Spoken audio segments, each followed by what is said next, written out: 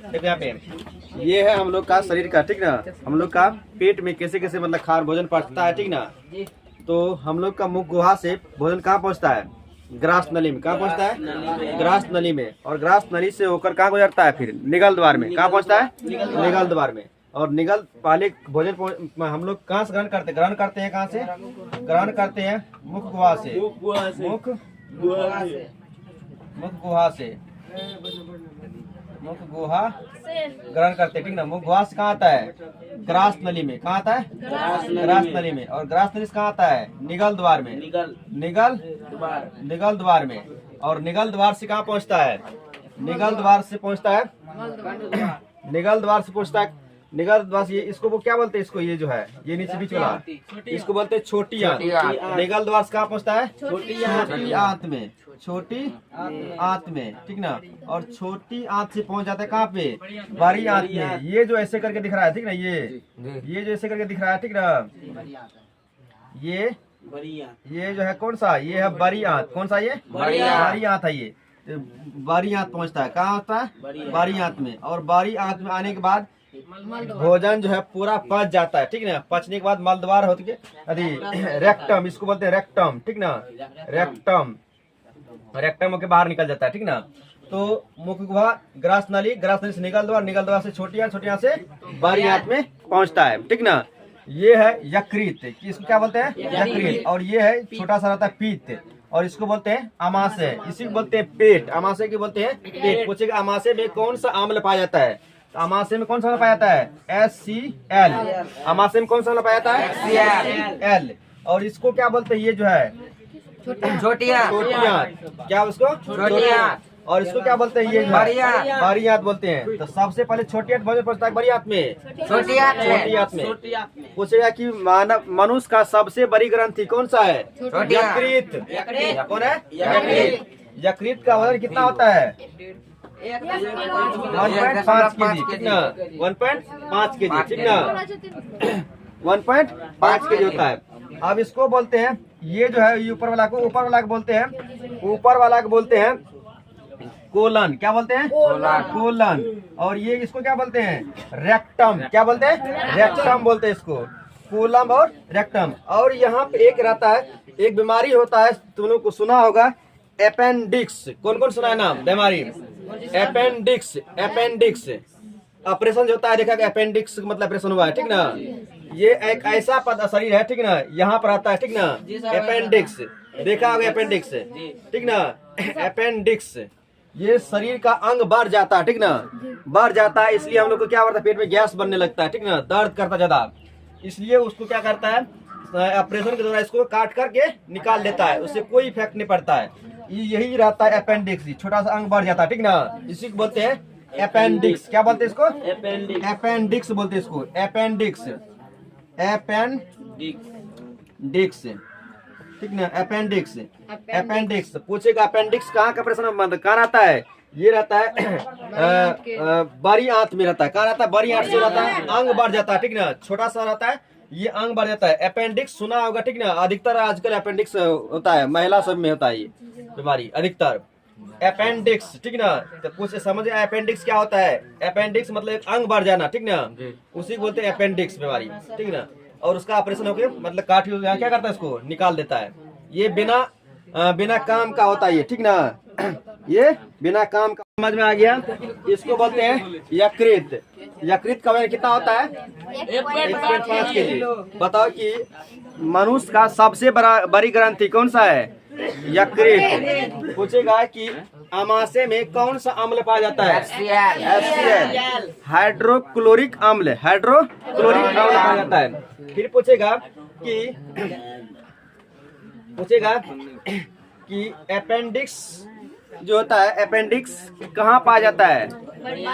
ये कोलन के सबसे लास्ट छोर पे। इसको क्या बोलते हैं? कोलन के सबसे लास्ट छोर पे, इसी को बोलते हैं अपेंडिक्स। इसको बोलते हैं, ये बीच वाला भाग को बोलते हैं छोटी आंत, और ये इसको दोनों साइड रहता है, इसको बोलते हैं बड़ी आंत। और इसको बोलते हैं डायफ्राम। क्या बोलते हैं इसको? डायफ्राम। अगर डायफ्राम मतलब कि ये शुद्ध करता है, ठीक ना। डायफ्राम, इसको क्या बोलते हैं? डायफ्राम। इसको बोलते हैं डायफ्राम। ठीक ना। ये जो ऐसे करके है ये कभी कभी खराब मतलब आर्टिफिशियल भी लगा सकता हम लोग लगा सकते हैं आर्टिफिशियल डायफ्राम को, ठीक ना। लेकिन बहुत खर्चा होता है, बहुत खर्चा होता है इसमें डायफ्राम से। बारी आंत किसे कहते हैं? आहार नाल में, ये आहार नाल में पढ़ रहे हैं हम लोग। आहार नाल में छोटी आंत के अगले भाग को क्या कहता है? बारी आंत में। भोजन पहले पहुंचता है मुख गुहा में, मुख गुहा से कहाँ आता है? ग्रास नली में, ग्रास नली से कहाँ पहुंचता है? निगल द्वार में, निगल द्वार से कहाँ पहुंचता है? छोटी आंत में, छोटी आंत से बड़ी आंत में। तो बड़ी आंत, छोटी आंत के बाद कौन आता है? बड़ी आंत। मतलब आहार नाल में छोटी आंत के अगले भाग को क्या कहता है? बड़ी आंत कहा जाता है। बड़ी आंत कहा जाता है, बड़ी आंत कहा जाता है। बड़ी आंत में बड़ी आंत को दो भागों में बांटा गया है। बड़ी आंत को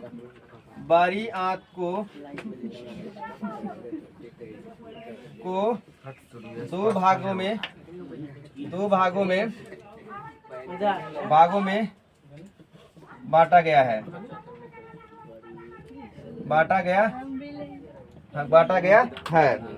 बांटा गया है। ये भाग कोलम, ये भाग कोलन यानी COLON कोलन तथा मलाशय हाँ बांटा गया है, दो भागों में बांटा गया है। ये भाग कोलम तथा मलाशय यानी इसी का नाम है रेक्टम या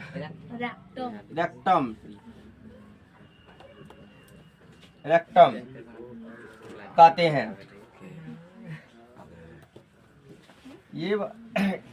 ये भाग कोलम तथा मलाशय रेक्टम कहलाता है।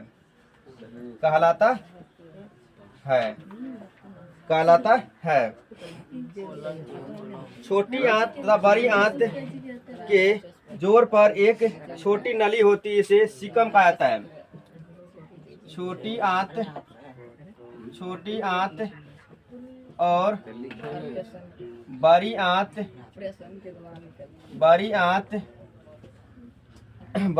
के जोर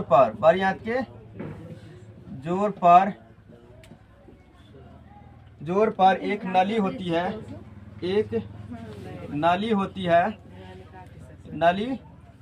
है जिसे सीकम कहा जाता है। सीकम कहा जाता है। जहाँ पे देखो, जहाँ पे छोटी आंत और बड़ी आंत दोनों ज्वाइंट होता है ना, वहाँ पे एक नली होता है, उस नली कहा जाता है सीकम। क्या कहता है? सीकम कहा जाता है। सीकम कहा जाता है। कारण कि छोटी आंत बड़ी आंत के जोर पर एक नली होती है, इसे सीकम कहा जाता है। सीकम के शीर्ष पर एक अंगुली जैसी रचना होती है। सीकम के शीर्ष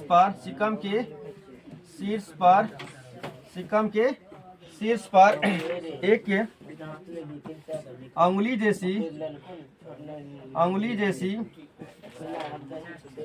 जैसी रचना होती है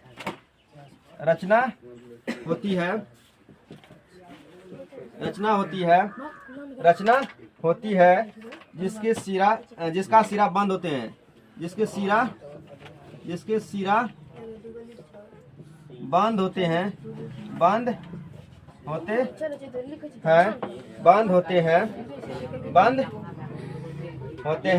यह रचना बता क्या कहलाता है? यह रचना अपेंडिक्स कहलाती है। क्या कहलाती है? अपेंडिक्स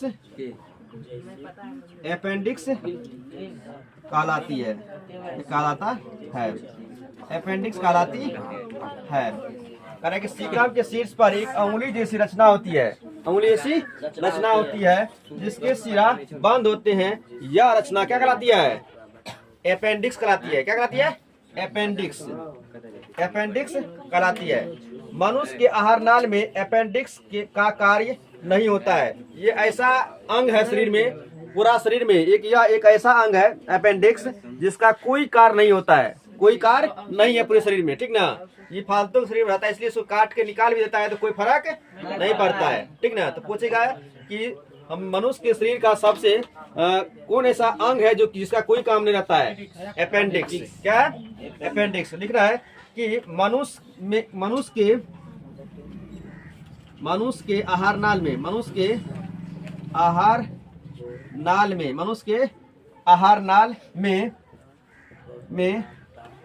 अपेंडिक्स का कार्य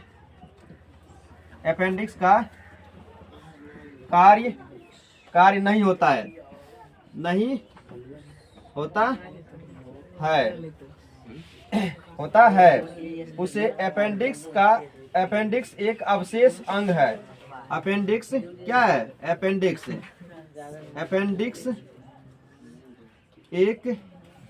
अपेंडिक्स एक अवशेष अंग, मतलब कोई अंग नहीं, अवशेषी अंग है, अवशेषी अंग है जिसका शरीर में कोई कार्य नहीं होता है, जिसका शरीर में कोई कार्य नहीं होता है, जिसका शरीर में कोई कार्य नहीं होता है, कोई कार्य यानी कोई काम नहीं होता है, कोई कार्य नहीं होता है। तो अपेंडिक्स क्या है, समझ में आ गया? अपेंडिक्स एक ऐसा अंग है जिसका शरीर में कोई कार्य नहीं होता है, ठीक ना। उसको ऑपरेशन से निकाल भी देता है तो कोई इफेक्ट नहीं पड़ता है, ठीक ना। पूछेगा तुम लोग से, ऑब्जेक्टिव है इससे, एक ऑब्जेक्टिव फिक्स है इससे, ठीक ना। कह रहा है कि न्यूक्लियस शब्द किसके द्वारा दी गई है? न्यूक्लियस शब्द है किस वैज्ञानिक के द्वारा दिया गया है? रॉबर्ट ब्राउन के द्वारा। बता, कोशिका शब्द का खोज कौन किया था? Robert Hooke. कौन क्या था? रॉबर्ट हुक ने किया। कब क्या था? 1665 ईस्वी में किया था, रॉबर्ट हुक ने किया था। अगला क्वेश्चन है कि पौधे में भोजन किस रूप में जमा होता है? पौधे में जो भोजन है किस रूप में जमा होता है? स्टार्च के रूप में, ठीक ना। ग्रहण किस रूप में करता है? ग्लूकोज के रूप में। अंतिम उत्पाद के रूप में प्रकाश संश्लेषण प्रक्रिया में अंतिम उत्पाद के रूप में कौन सा उत्पन्न होता है? अंतिम उत्पाद ऑक्सीजन। बताओ ग्लूकोज का सूत्र क्या होता है? अगला है कि पौधे और पशुओं की कोशिकाओं का वैज्ञानिक अध्ययन कहलाता है कोशिका विज्ञान। पौधे और पशुओं की कोशिका का वैज्ञानिक को, अगर जो व्यक्ति मनुष्य और पौधे और पशु का जो अध्ययन करता है उस वैज्ञानिक को कहा जाता है कोशिका विज्ञान। क्या कहता है? पौधे और पशुओं की कोशिकाओं का जो वैज्ञानिक होता है उस वैज्ञानिक कहा जाता है कोशिका विज्ञान। क्या कहता है? कोशिका विज्ञान। पीत रस कहाँ से स्रावित मतलब निकलता है? पीत रस यकृत से। कहाँ से? यकृत से। कौन ट्रिप्टन एंजाइम का कार्य होता है? प्रोटीन का पचना। 100 पोषी अंग होते हैं। 100 पोषी हरे पेड़ पौधे। 100 पोषी के लिए आवश्यक शर्त, मतलब कोई व्यक्ति 100 पोषी हो सकता है उसके लिए सूर्य का प्रकाश, कार्बन डाइऑक्साइड, जल का प्रकाश और जल, खनिज और लवण। किसकी उपस्थिति के कारण पेड़ पौधा का रंग हरा होता है? क्लोरोफिल कारण। अमीबा में अधिकांश पोषण कैसा होता है? अंदर, मतलब भोजन को अंदर ले करके उसके बाद क्या करता है? कूट पाट की तरह भोजन ग्रहण करता है, तोड़ता है, ठीक ना, ग्रहण करता है। अंतः ग्रहण। प्रकाश संश्लेषण क्रिया होती है हरे पेड़ पौधे में। प्रकाश संश्लेषण क्रिया होती है दिन में। कौन सा एंजाइम वसा पर कार्य करता है? लाइपेज। आयोडीन की कमी से कौन सा रोग होता है? घेंघा रोग। कवक में पोषण की कौन सी विधि होती है? मृत जीवी, ठीक ना।